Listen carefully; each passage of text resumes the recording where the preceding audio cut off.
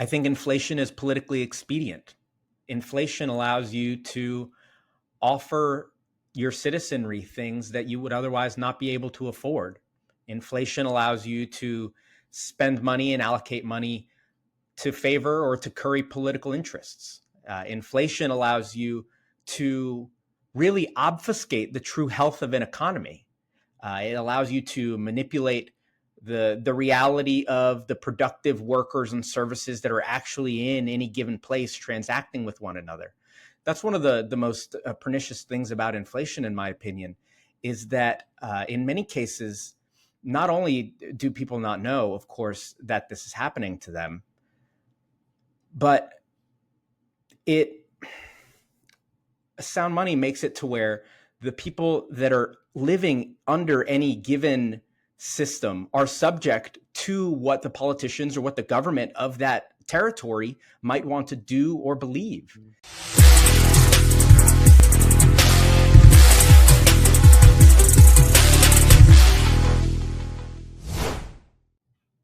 Welcome back to Metals and Miners. I'm its founder and its host, Gary Boehm.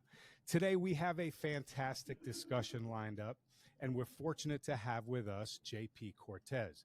JP is the executive director of the Sound Money Defense League, a nationally renowned policy group known for its fervent commitment to advocating for a stable and constitutional monetary system. With a passion for Austrian economics and a deep understanding of monetary history, JP has become a leading voice in the movement to restore sound money to its rightful place in society. His articles and his analysis have appeared in Reuters, Business Insider, Huffington Post, Newsweek, Washington Examiner, and many other publications. JP, thank you so much for joining us today. Thank you so much for having me, Gary. I'm looking forward to this conversation today. Me too. Okay, let's start with the Fed. The Fed was founded in 1913 to protect the dollar's value. After more than a century of inflation, the dollar is now reduced to a pitiful 3.1 cents of purchasing power.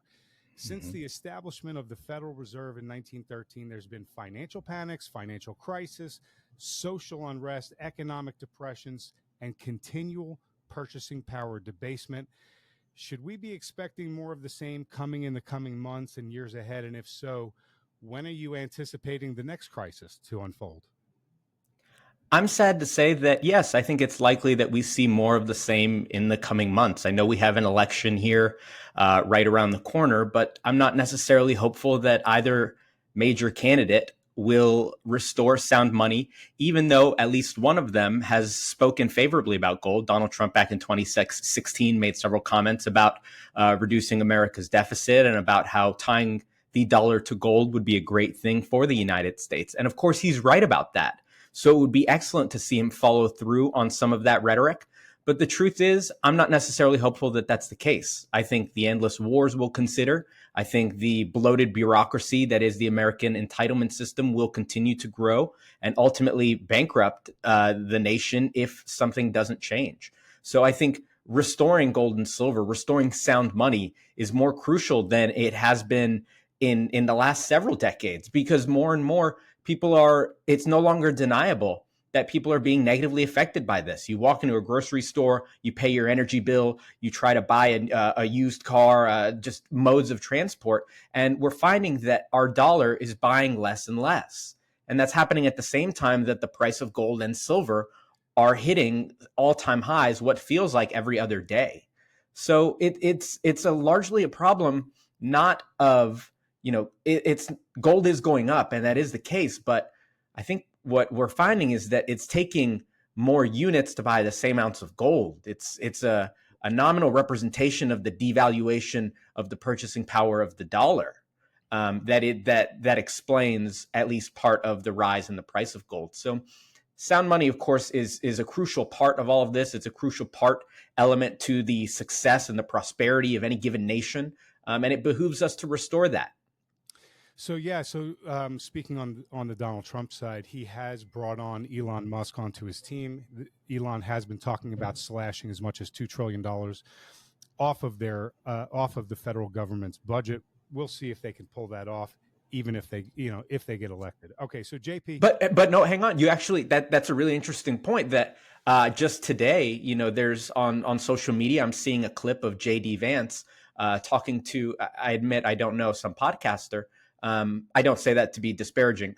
He was speaking to a podcaster, and they were talking about the Federal Reserve, and JD Vance said, I'm not really a Ron Paul guy, but I've really come around to the Ron Paul's argument about the Federal Reserve. And he explained that the point that got him to that place was the understanding that through a central bank system like the one that we live under today, you'll find that the people closest to the central bank printer are the ones who benefit most from this new money. The reason BlackRock is able to buy millions of single family homes across the United States is because they can borrow at a much lower rate than the rest of us can. And by the time prices adjust, inflation has gone up, and we're now stuck with dollars that have been devalued when large organizations, when politically connected firms have been able to use the new money when it was still, before it had been devalued. So this is another interesting point, that you have rhetoric coming from the people that are running for major office here in the United States. And there is, if nothing else, I'm not necessarily sure that this will result in legislation or result in any action, but more than ever, it seems we're talking about sound money on the state level, on the federal level, and just generally in mainstream media. And that is good. And so education is so critical, and we got to continue to educate the masses. So JP, corrupt governments expand their power by inflating their own supply of money, and the existing money saved by the people, it loses its value, just as you just described, leading to their poverty and their dependence on the government. So how is today's dollar an untethered fraction of what the founders intended, and why does that even matter to all of us? It's interesting you brought this up. I was actually just reading a piece on your Substack, Metals and Miners, where you were emphasizing the Ray Dalio quote, that quote that he gave where he said, if you don't own gold, you know neither history nor economics. Gold and silver have been money for thousands of years. And the money that we live here with the United States, this is a paper money. It's money by edict. It is backed by the quote unquote full faith and credit of the United States, whatever that means or whatever that's worth. But ultimately, it's an IOU note that carries much counterparty risk. Historically, but when America was on a gold standard, when the dollar became the global reserve currency, this was the most trusted monetary unit in the world. Any transaction across the world would be acceptable in dollars because people knew the US dollar had worth, it had value, it had stability, and it was good as gold, because back then it actually was gold. Exactly. But today that isn't the case. And the paperness of this money, the complete untethering of the dollar with gold or any commodity or any sort of backing at all, has resulted in the financialization of the dollar. This is now a financial unit that's subject to inflation.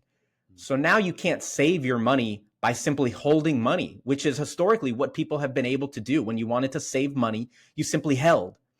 But you can't do that anymore because your money is losing value at 2, 3, 4, 5% a year. Yeah. So what you're forced to do is invest. You're forced to chase risky returns. You're supposed to invest in risky options and other financial derivatives that many people don't even understand, and that carry a lot of risk. There's a ton of counterparty risk and paper manipulation in markets like that as well.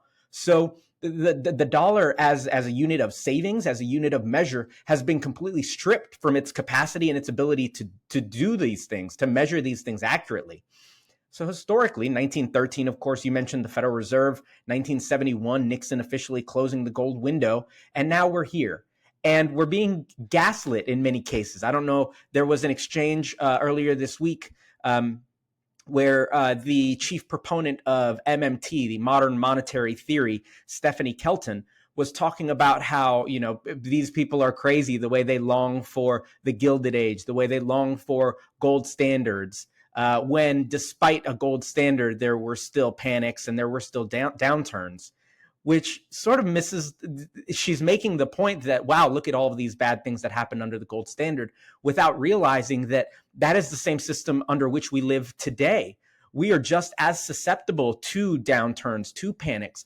Look at the state of the market today. people my age, people in my demographic and younger, 30s and youngers, have had the door shut in their face on the prospect of home ownership. These are people who have very little prospects in the way of retiring at a decent age and being able to enjoy their lives. People who can't afford, in many cases, groceries or medicine or basic necessities. So the idea of a rosy economy that we're seeing a lot of commentators, a lot of government economists, a lot of political cheerleaders back, this is a myth. The American consumer is not resilient. They're loaded with credit card debt. So we're seeing more and more how statistics, metrics, are oftentimes just illusions. It's the casting of what the person conducting the study wants us to see. Government statistics, of course, can be so easily manipulated, and that's what we're seeing today in a very Russian sort of Soviet kind of way, where our numbers are being cooked undeniably. You look at revisions, which is a huge thing. I'm not sure if you've spent any time talking about revisions, but it is very concerning how often jobs numbers get posted or GDP numbers get posted, and the market responds to that. And then quietly, months later, you'll see, oh, wait, no, that revision, that number was incorrect by 20% down. That number was actually was wrong by 40%. We overestimated 40% of American jobs that weren't actually there. So it's important to be diligent, of course, when you consume this news, when you're analyzing these things, realize that the people that are producing this kind of analysis have a point. There is a point that they're trying to make and something that they're trying to get you to believe. And also take steps towards readopting your own gold standard. Gold and silver have been money for thousands of years, and that's not because of a standard enacted by a government. It's because they're tradable. It's because they're fungible. They're durable. They're mobile. They're a readily accepted medium of exchange. And so gold and silver make fantastic monies if the government would only get out of the way long enough for them to really unlock their core capacities. So let's stay on that theme of what gold and silver are as money. And can you explain how gold and silver level the playing field and make it equitable for every single person at every single level? And it really prevents the distortion and the theft that happens through inflation. Can you explain that?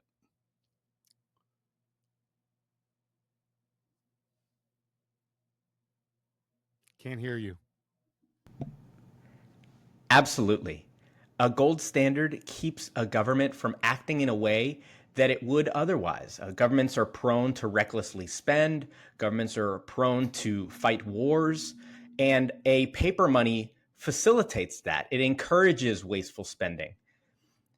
So by constricting a government's ability to do that, what we'll see is that the economy, the global economy, certainly the economy of the United States, will flourish. A community's ability to plan long-term, to be able to forego spending today so that you can invest further in tomorrow, that is ultimately how human living standards are raised. That is how we reduce mortality in children. That's how we reduce hunger across the nation. These technological and infrastructural advancements are a necessary component to humanity flourishing, but also sound money is a necessary component to those things. You need to be able to make long-term plans with your money. Of course, the second bit is that a gold standard or commodity-backed money or sound money keeps a government from outgrowing what its people actually want. You know, in many cases, the reason the inflation tax is so pernicious is because it's a form of tax that people don't know that they are being taxed. So when a government has to fund, for example, say a unpopular war or an unpopular entitlement program or other domestic program, they're left with what they see they're left with one option, and they say, wait, we can't raise taxes. It would be unpopular to raise taxes, politically unfeasible. And of course, a politician's first thought is, I have to be reelected in 2 years or in 4 years. So these are very short-term thinkers. And so the gold standard, of course, it would force a politician to act in ways that are not necessarily in that politician's best interest. However, what is not in the politician's best interest is in the best interest of the citizenry and the people living in this state, right? So like we're seeing the Ron Paul movement, of course, had such a big foreign policy element to it about the ideas of blowback and about how fighting wars across the world could result in something eventually bad happening to America. And we're seeing now, of course, since Ron Paul said that 30, 40 years ago, nothing has changed. America is involved in just as many foreign affairs. And of course, the dollar today is buying less and less. So while historically gold and silver have been good money, it has been stripped away from its ability to do so because of all the taxes, because of the regulations, because in large part, the American government, both the Federal Reserve and the federal government and state governments, have imposed a lot of restrictions, a lot of disincentives, a lot of taxes on any real alternative to the dollar.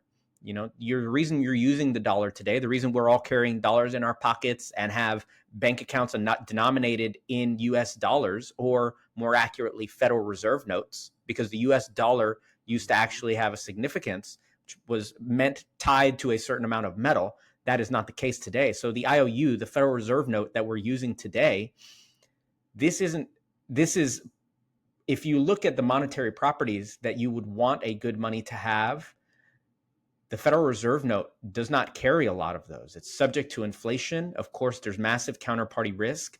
And we're seeing that now across the world, of course. De-dollarization is becoming a bigger topic. We hear about these BRICS summits. We're hearing about gold-backed or otherwise global alternatives to a dollar reserve payment system that has largely globally governed the financial world for the last several decades. Then that's not necessarily the fault of any of these countries. It doesn't take a country with an adversarial relationship with the United States to see the way the global reserve currency has been politicized and weaponized for decades and say, hey, wait, that country has a little too much power. They can put their finger on the scale a little too heavily. And so it behooves us worldwide to have a money that isn't subject to the political whims of American politicians who, as we said before, are generally pretty expedient and think in very short time frames. So it's important to have this money because it protects against the government that would otherwise grow rampant. So, JP, you've stated that inflation is a policy choice, not an accident. In your analysis, why are our leaders continually choosing inflation over any other alternative, and what are the long-term effects of their policy choices? I think inflation is politically expedient. Inflation allows you to offer your citizenry things that you would otherwise not be able to afford. Inflation allows you to spend money and allocate money to favor or to curry political interests. Inflation allows you to really obfuscate the true health of an economy. It allows you to manipulate the reality of the productive workers and services that are actually in any given place transacting with one another. That's one of the most pernicious things about inflation, in my opinion, is that in many cases, not only do people not know, of course, that this is happening to them, but sound money makes it to where the people that are living under any given system are subject to what the politicians or what the government of that territory might want to do or believe. And second to language, there is no other communicative tool that human beings use more than money. We use it to express our desires, our wants, and our needs. Yep. Of course, we can withhold it to withhold support or withhold approval. This is an important social tool, an incredibly important social tool that has been manipulated and weaponized and politicized to meet political ends. So it's so then important to make sure that we're completely disconnecting this, because we have seen inflationary events and we've seen the great collapses of the great economies of history. And the reason they've collapsed, in some cases, of course, it's because of foreign affairs and it's because of combat or outside influences. But if you look closely at some of the gravest, biggest ones, you'll find that in all of those stories is a thread of currency debasement. In Rome, the Roman soldiers did not appreciate going and fighting on Rome's bloody battlefields to then come home and be paid in clipped coins or in mystery money. We're seeing that same thing play out. We saw that same thing play out in Weimar Germany.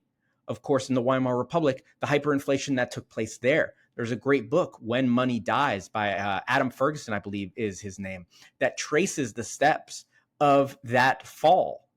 And what we're seeing is that there's an incredible comparison. It's very easy to see themes and threads that are very similar in what was happening back then and what's happening today here in the United States. It's always something else because it's never the person that's actually responsible for the inflation. So, of course, we were told back in 2020 when the real thrust of modern inflation started, which was in response to the government response to COVID-19. And then we were told there would be no inflation. If you remember the press secretaries, Trump's press secretary and Biden's press secretary, both were going before cameras and in front of pulpits every day and saying, every economist we've talked to has said there will be no inflation. We've spoken to experts. None of them say there will be inflation. And then, of course, you might remember the transitory era, where we were told over and over, we were beat over the heads, worry not, this is transitory, we know. And since then, there's been a litany of other excuses. Of course, it's Putin's fault. It is the fault of your grocery store's CEO. It is greedflation. It is supply chain issues. It is always something else to hide the fact that the people responsible are the ones with their hands on the handle. They're the ones with the only people with the power to manipulate the value and the currency and the supply of America's money are the people responsible for inflating away its purchasing power. Yet there's so much to gain politically from having a monetary monopoly. This is the most awesome of powers. You can wield and use this power in such great, grand ways that a government would never willingly give it up. That's why it's important, we think, on the state level, which is largely what we do, to remonetize gold and silver that way. It's a bottom-up approach. We don't need a gold standard from the top down where Congress is enacting, for example, a fixed weight of gold for $1 or anything like that. Gold and silver are themselves money. Mostly, we just need the government to get out of the way. Good luck with that, but well put on everything. JP, you mentioned the BRICS. The BRICS countries, a quickly growing consortium of countries around the world led by Brazil, Russia, India, China, and South Africa, they're buying record amounts of gold in order to settle their trades in gold rather than in U.S. treasuries moving forward. This is settling in treasuries has been for decades. They're shifting over to gold. This greatly impacts the foreign purchasing of U.S. treasuries, which pays for U.S. debt. So foreign treasury purchasing is declining. Gold purchases are increasing, all at a time when U.S. debt is exploding. Just recently, billionaires Stanley Druckenmiller and John Tudor Jones, in separate interviews, they stated that they will be shorting very soon long U.S. Treasury bonds. It appears that they know that not many foreign nations want the long bonds because they know that they're getting greatly depreciating dollars back when they finally mature. What do you see as the ramifications of both the BRICS gold buying efforts and this lack of energy and desire towards foreign nations owning long U.S. treasuries? I think it is a huge problem for the United States, for the state and the health of the Federal Reserve note, and for its status as a global reserve currency for the time to come. The truth is, while BRICS countries have been getting a lot of attention, it's not just BRICS countries. Of course, Russia is in there. We know China's in there, and we know the stories that have come out of them stockpiling gold. But Poland, Tanzania, Hungary, India, the Czech Republic, John Nieuwenhuis, who is an analyst for Money Metals, has been doing a lot of really great work on central bank gold holdings and the increase of that. And the World Gold Council, I believe, also recently put out a report on central bank gold holdings.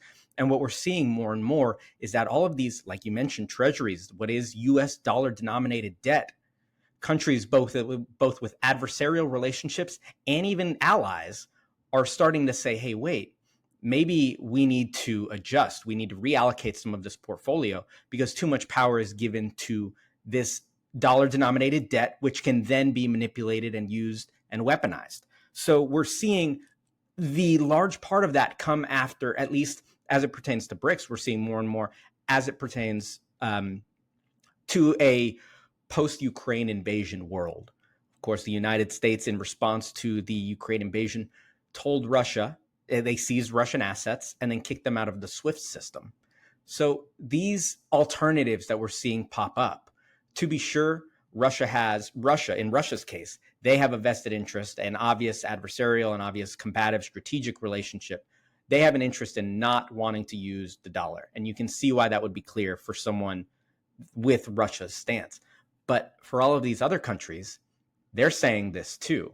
And these alternatives are not just limited to BRICS gold or BRICS countries or central bank gold holdings. We're seeing alternatives to the dollar kind of pop up all over. We've seen over the last couple of decades, a decade and a half now, the rise of crypto and kind of that being a space where asset-backed digital currencies, digital gold that's allocated, stored in a vault somewhere. We're seeing more and more of that, which allows for example, more fractional use. Gold is, because it's digital, it's now more fractional than it's ever been, lending to better use as actual money. We're seeing things like gold backs, innovations in the form of physical gold money. You're talking about items with actual physical gold in their physical build.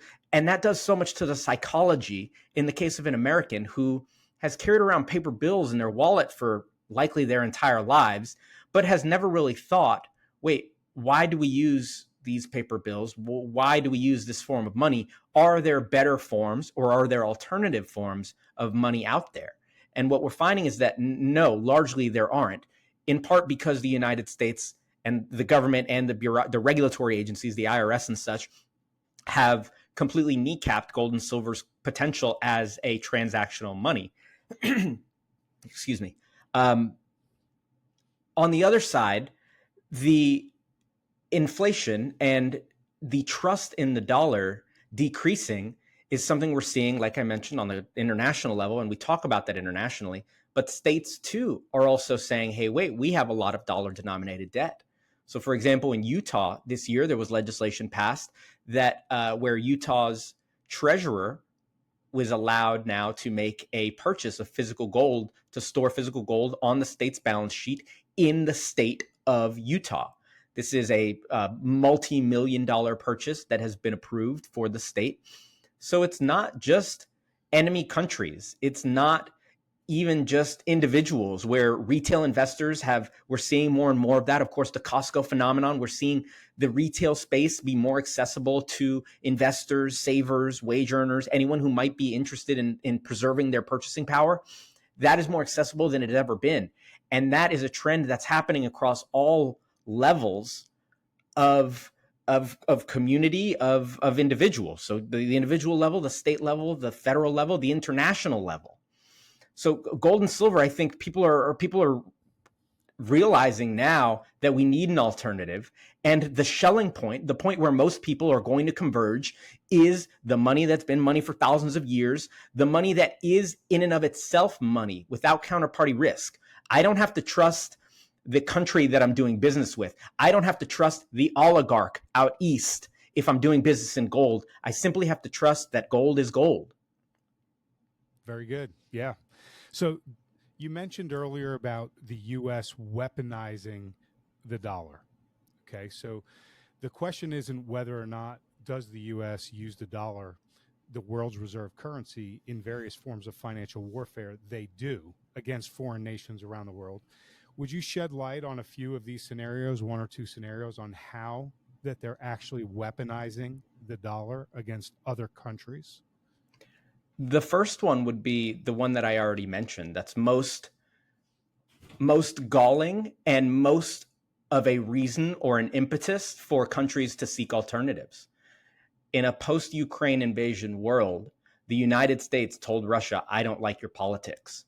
There's this international financial payment system that exists, and you will be excluded from it. And of course, and it's very easy to, rah patriotism, this good for America, Russia is a bad guy.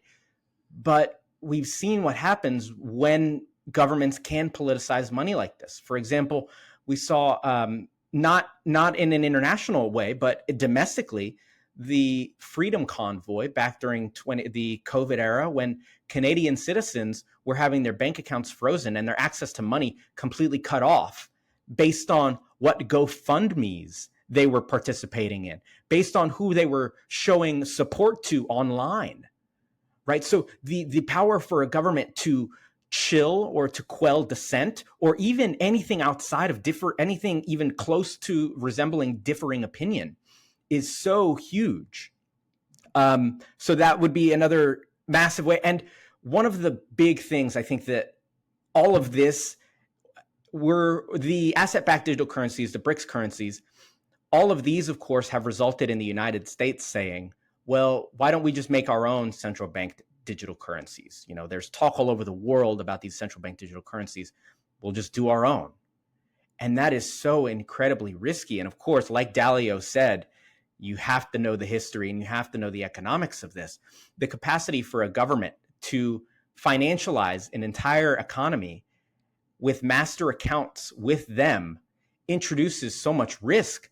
For example, zero interest rate policies, the ability to tax savings, the government just being able to flip a switch and say, no, you're going to be taxed on your savings now. You're not spending enough, because the American economy, of course, is built on this constant spending, and the aggregate demand is what pushes us forward. So you need constant spending. And that's the Keynesian model, the Keynesian belief that high velocity is ultimately what makes an economy successful. But of course, the Austrians, the free marketers, know that that's not the case.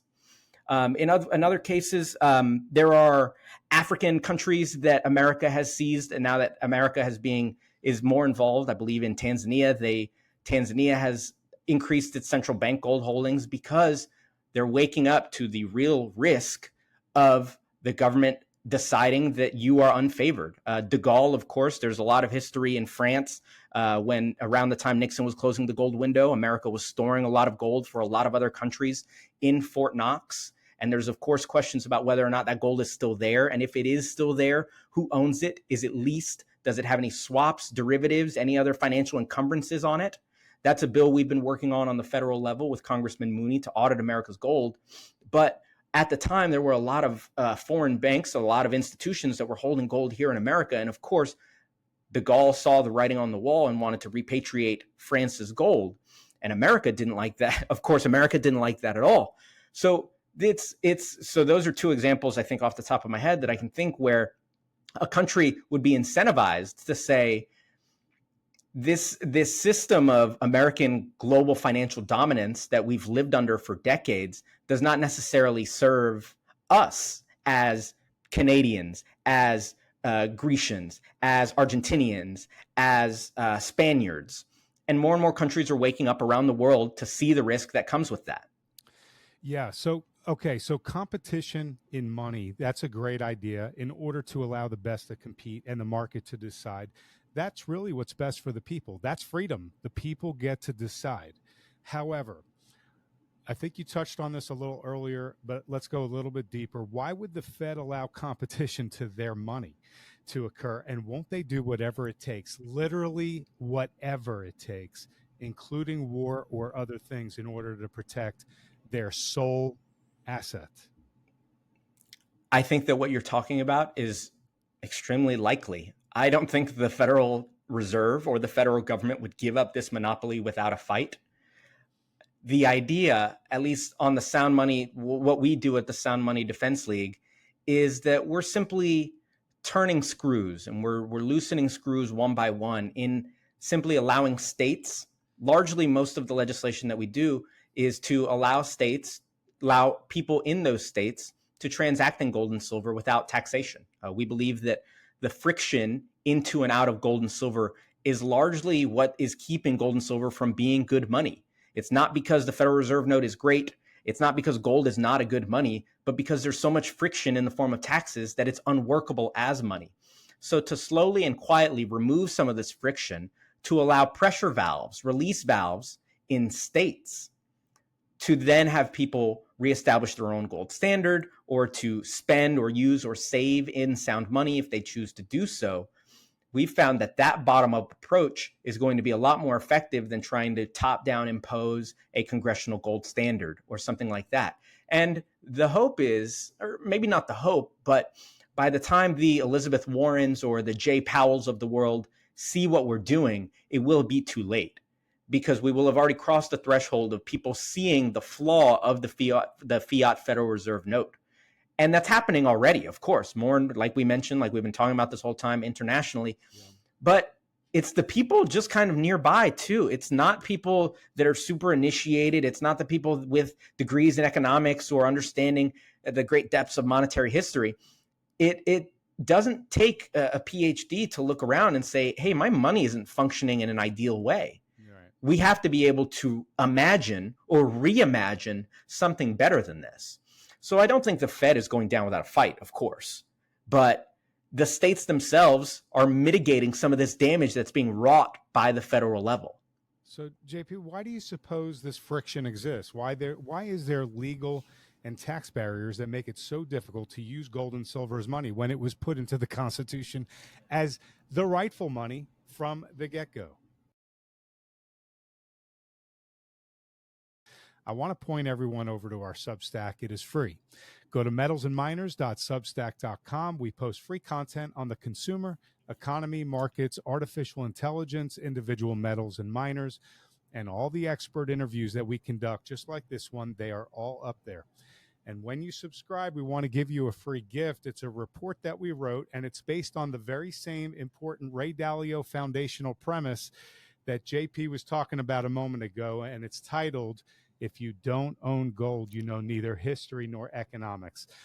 This free gift is a must-read for everyone on why we all should own gold. So head over to metalsandminers.substack.com, put in your email address to subscribe, and receive the free gift on us. Also, I'm positive that you've enjoyed the conversation with JP as much as I have.